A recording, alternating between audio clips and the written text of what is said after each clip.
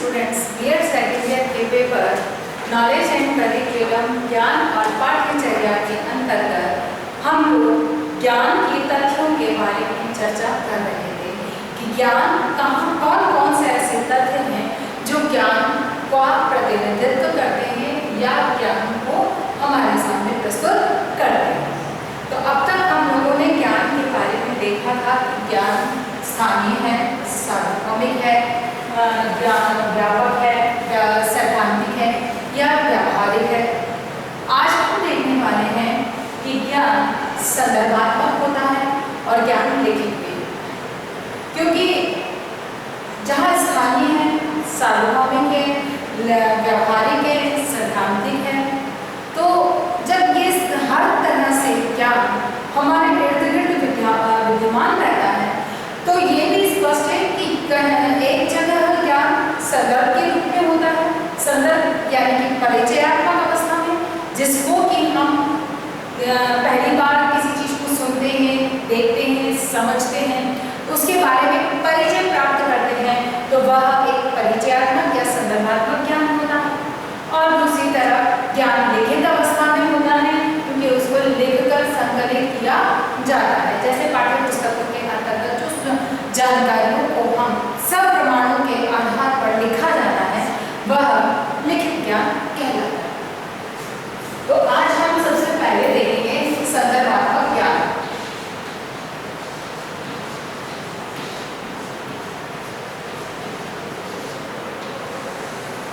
संदर्भात्मक ज्ञान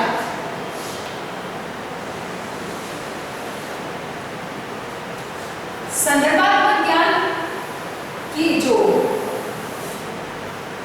प्रकार हैं, सबसे पहली बात आज हम संदर्भात्मक ज्ञान के प्रकारों के बारे में हम जानेंगे कि इसके प्रकार कौन कौन से हैं।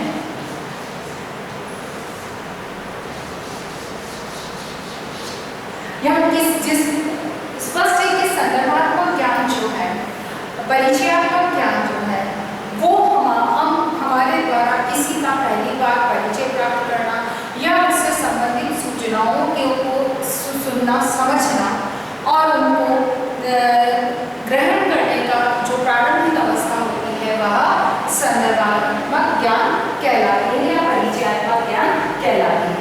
अर्थात कॉन्टेक्चुअल नॉलेज ही संदर्भात्मक ज्ञान होता है।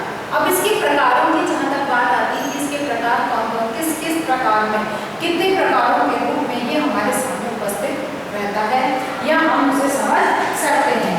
तो सबसे पहला है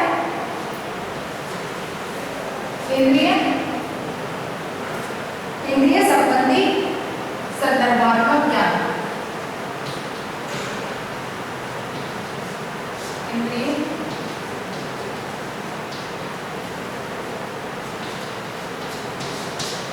इंद्रिय संबंधित संदर्भात्मक ज्ञान होता है जिसको कि इंद्रियों के द्वारा देखा, सुना, समझा जाता है, पहचाना जाता है। ज्ञानेंद्रियां जो हमारी पांच हैं, इन पांचों ज्ञानेंद्रियों के माध्यम से जो हर ज्ञानेंद्रिय का अपना एक क्षेत्र है। जैसे कि कान का क्षेत्र है सुनना, आंख का है देखना, जीभ का है स्वाद का अनुभव करना, त्वचा का है उसकी वास्तव उसको जो उसका सरफेस उसका अनुभव प्राप्त करना। तो कहने का मतलब ये हो गया कि हमारी जो पांचों ज्ञानेंद्रियां हैं, इनके माध्यम से हम जो ज्ञान प्राप्त करते हैं वह कॉन्टेक्चुअल ज्ञान है, अर्थात संदर्भात्मक ज्ञान कहलाता है। दूसरा है प्रत्यक्ष अनुभव, डायरेक्ट एक्सपीरियंस।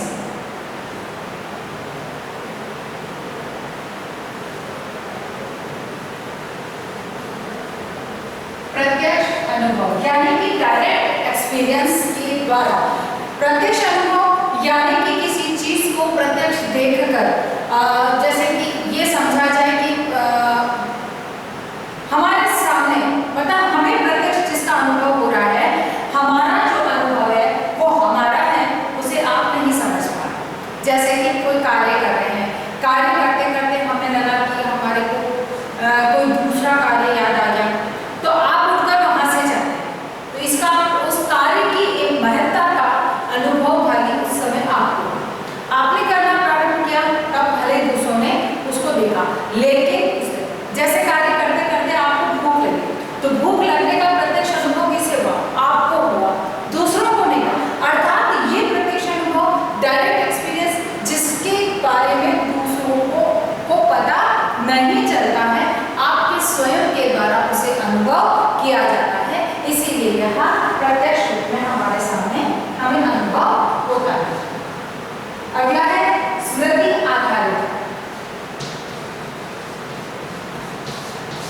स्मृति आधारित।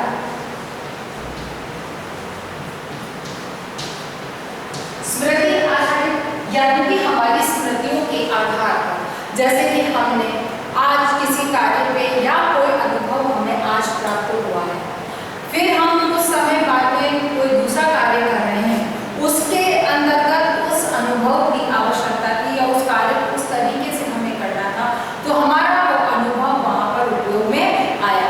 अर्थात हमारी जो स्मृतियाँ हैं वो हमें वर्तमान को सुधारने या वर्तमान में कार्य करने के लिए, वर्तमान में समायोजन करने के लिए हमें सहयोग प्रदान करती हैं। अर्थात ज्ञान की जो संदर्भात्मक ज्ञान का कॉन्टेक्स्टल ज्ञान का जो तीसरा प्रकार है वह है स्मृति आधारित यानी कि मेमोरियल, उस पर डिपेंड आपका करता है। नेक्स्ट है आत्मसजगता।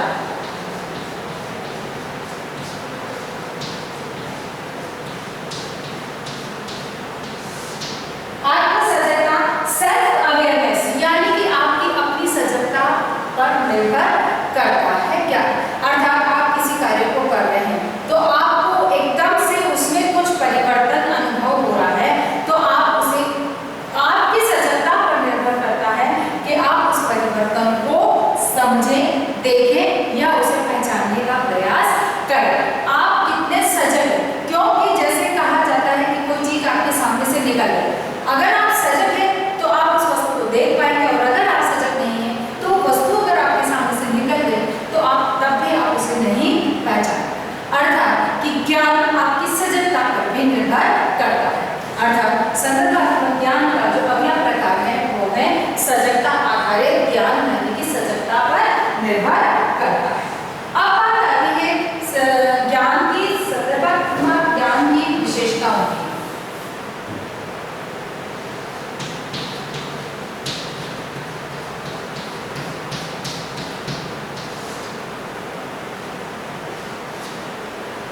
संदर्भात्मक ज्ञान, कॉन्टेक्स्चुअल ज्ञान की जो कैरेक्टरिस्टिक्स हैं उनके बारे में देखेंगे कि इनकी क्या विशेषताएं होती हैं। तो सबसे पहली बात यही है कि यह इंद्रियों के द्वारा, इंद्रियों के संपर्क से प्राप्त होती है। इंद्रिय संपर्क,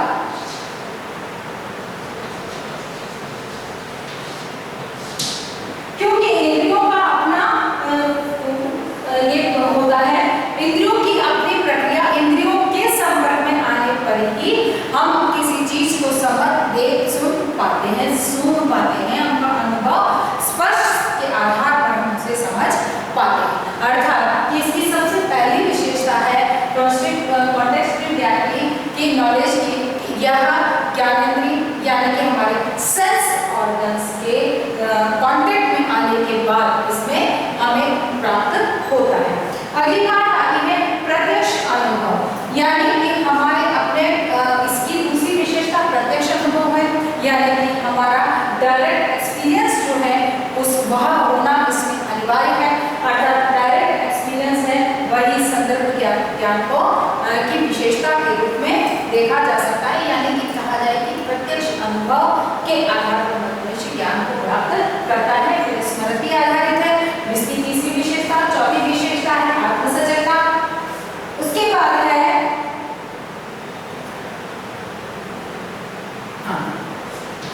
उसके बाद आता है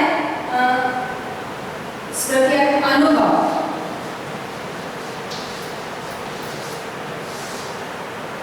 अनुभव की भूमिका,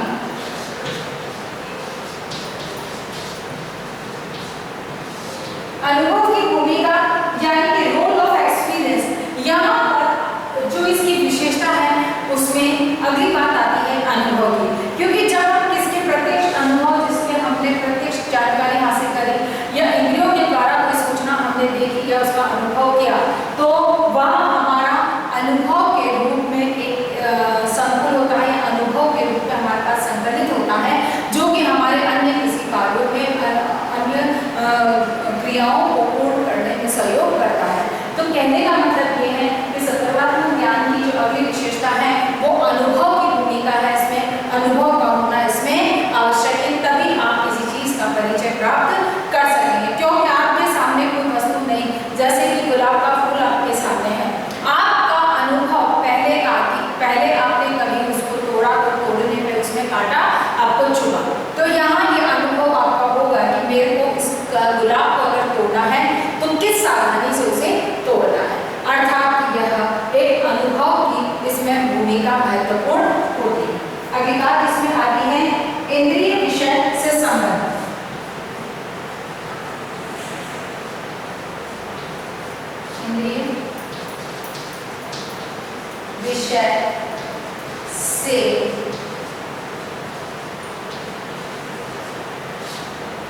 संबंध। ठीक है, इंद्रिय विषय से संबंध, क्यों कि हर इंद्रिय का अपना अलग अलग विषय क्षेत्र होता है। जैसे आंख का कार्य है देखना, नाक का कार्य है सूंघना, कान का कार्य है सुनना, जिह्वा का कार्य है स्वाद को पता लगाना, और त्वचा का कार्य है कि उसको किसी भी चीज की स्पर्श के साथ अनुभव करना। तो कहने का मतलब कि जो हर सेंस ऑर्गन का अपना अलग फील्ड है, अपना अलग सब्जेक्ट है, तो उनके अकॉर्डिंग जो हम ज्ञान के परिचय को ग्रहण करते हैं, उसी के आधार पर हम किसी ज्ञान की सूचना को स्वरूप प्रदान करते हैं। इसीलिए ज्ञान जो संदर्भात्मक ज्ञान की अगली विशेषता है वो इंद्रिय विषयों से संबंधित होने है। अगली बात इसमें आती है वो है आपकी आत्मसजगता। आत्मसजगता की बात की कि उसका मनुष्य का स्वयं सजग होना बहुत जरूरी है। फिर भौतिक जगत से संबंध,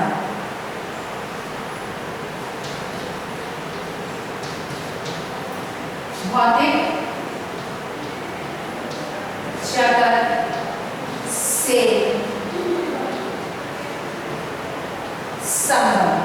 ठीक है, भौतिक जगत से संबंध, क्योंकि यह निश्चित है कि जब हम प्रत्यक्ष अनुभव की बात करते हैं तो कोई वस्तु हमारे सामने होगी तभी हम उसको समझ पाएंगे।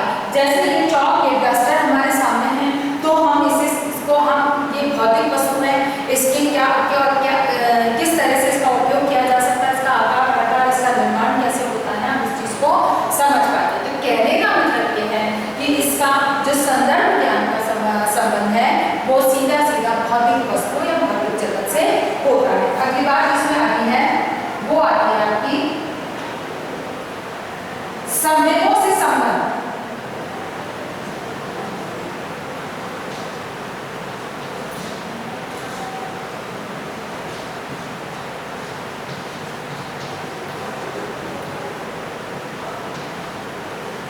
संवेगों से संबंध, क्योंकि यह संवेगों के ऊपर भी निर्भर करता है।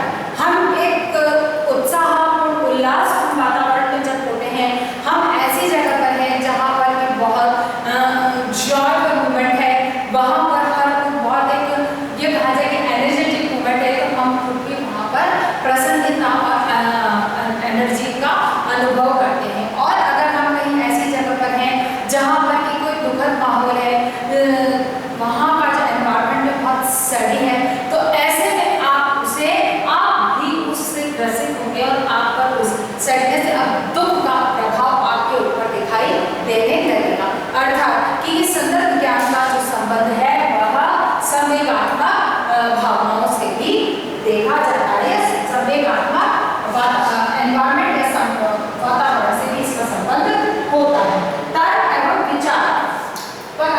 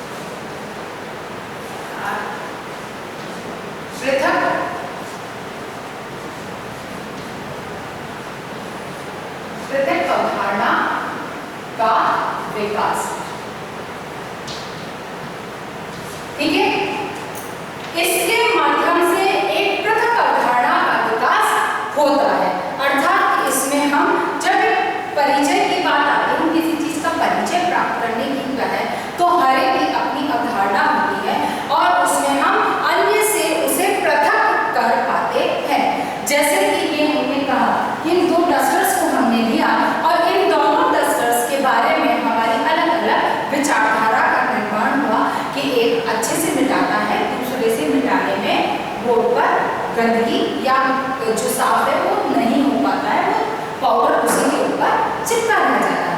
यानी कि ये एक पृथक अवधारणा का निर्माण करने में अपनी भूमिका निभाता है। इसीलिए संदर्भात्मक ज्ञान की जो अगली विशेषता है वह पृथक अवधारणा के विकास के लिए जानी भी जाती है। अगली बात इसमें आगे है विश्वास की अवधारणा।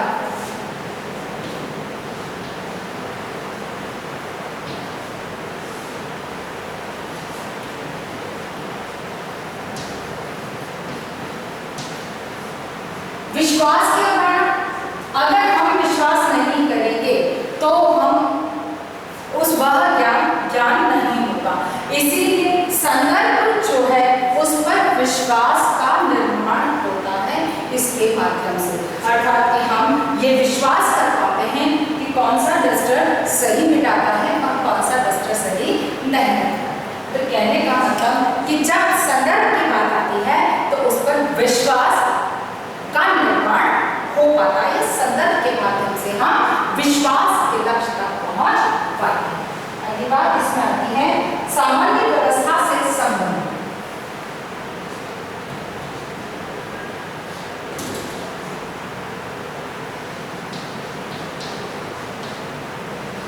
सामान्य व्यवस्था से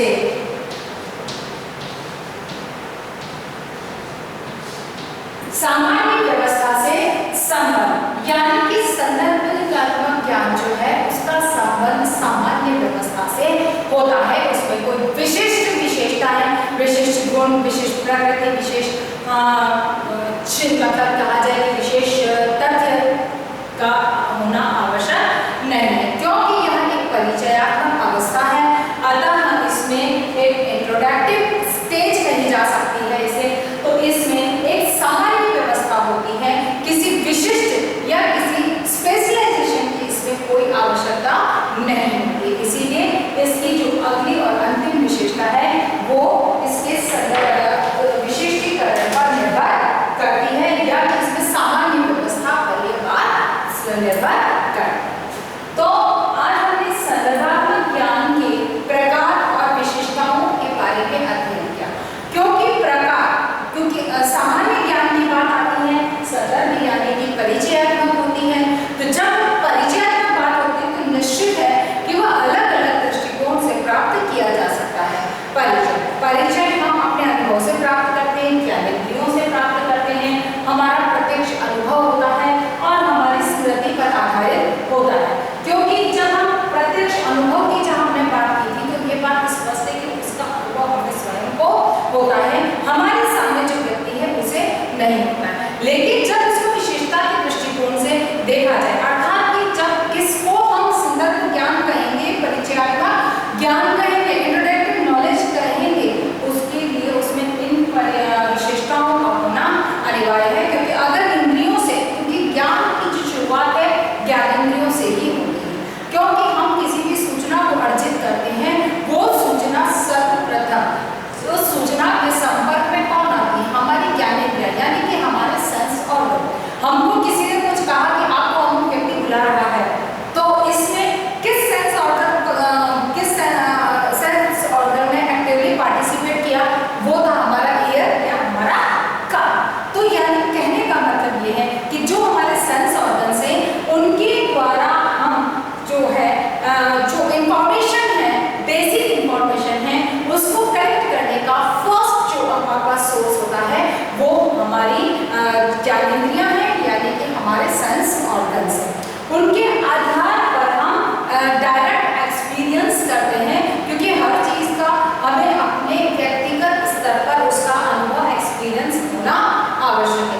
जरूर नहीं कि जो चीज़ हम जिस चीज़ का एक्सपीरियंस हम कर रहे हैं हमारे सामने वाला भी उसे कर रहा है। क्योंकि हमें भूख लगी है, हमें खाने की जरूरत लग रही है, we need to eat food, तो हमारे सामने वाले को नहीं पता है कि आपको भूख लग रही है। तो निश्चित है कि आप सामने वाले के ऊपर आपकी किसी जो अनुभव है उसका कोई भी प्रत्यक्ष जो है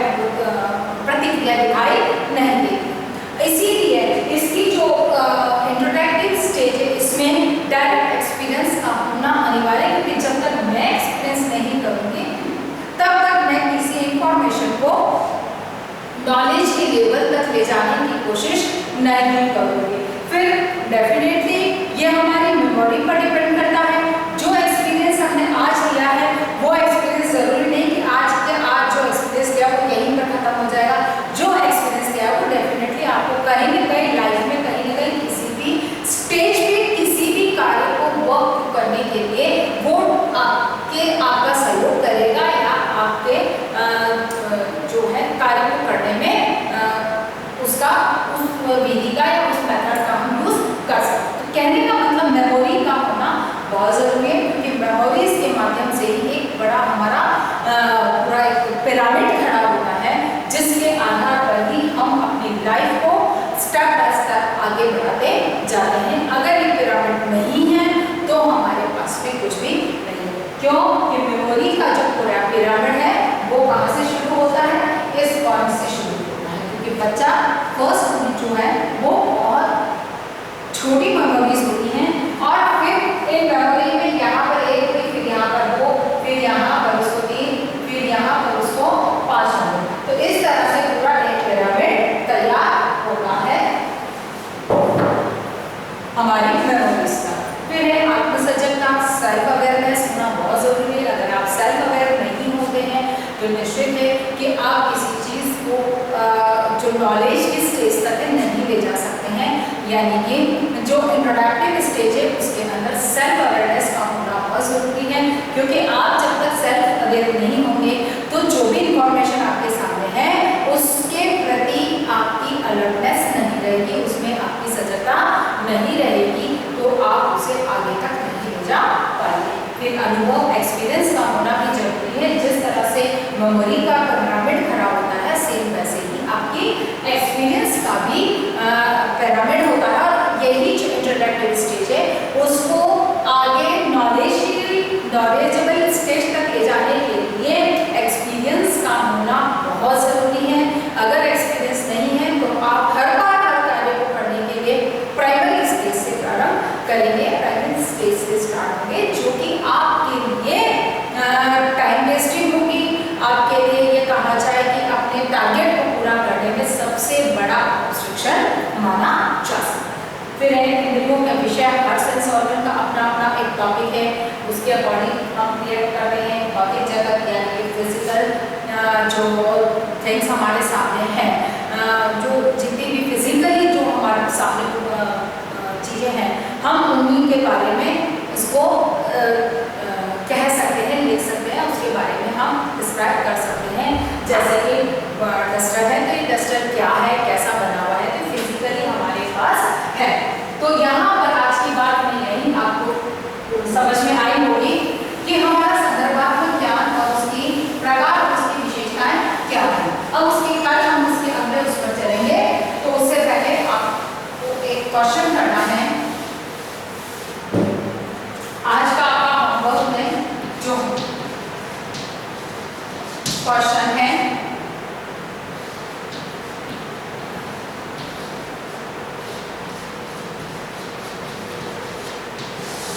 संदर्भात्मक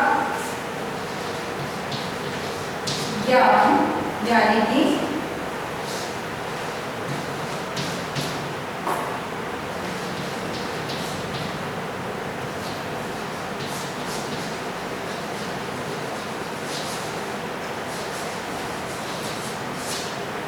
कॉन्टेक्सुअल, संदर्भात्मक ज्ञान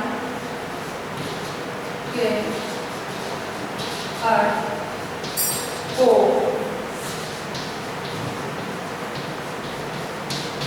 समझाते हुए इसके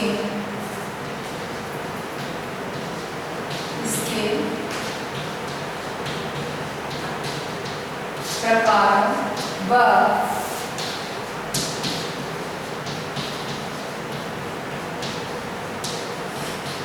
प्रकारों व विशेषताओं की विवेचना। ठीक है, कॉन्टेक्सुअल नॉलेज